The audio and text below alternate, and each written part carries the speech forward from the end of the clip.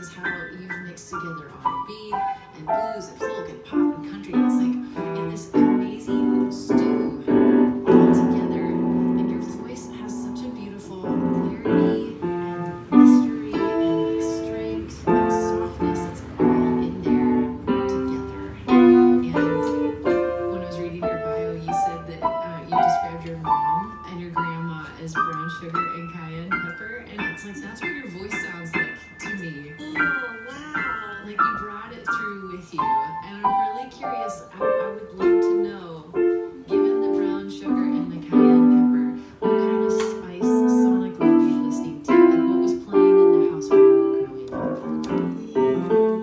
I was raised by my mom and grandma. They lived 3 minutes apart in Baton Rouge. I had a bedroom also at my grandma's house, and I would spend a lot of time with her. I would totally say that she was like my best friend. And I would watch a lot of music videos, but I would hop between VH1, right? Yeah. So on VH1, there would be, How Does It Feel? Yes. I'm You're like, I want to look away, but I don't. I'm not going to. We're not talking about the notes. Oh my God, those good days. And there would be Angie Stone and Erykah Badu, and then Lauryn Hill, and then I would also, in that same chapter of my life, also watch CMT.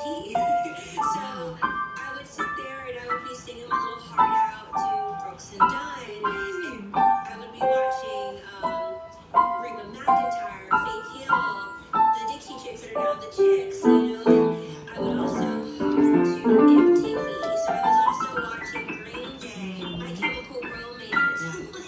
I was everywhere, and then in the house with my grandmother, we would also listen to Motown and watch Showtime and the Apollo and Soul Train. I can't tell you how many times.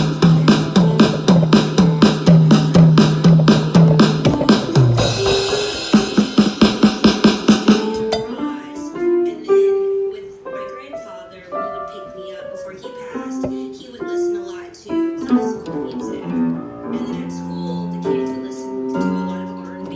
So in the choir, I would learn different languages. So I was just submerged in literally every genre of music.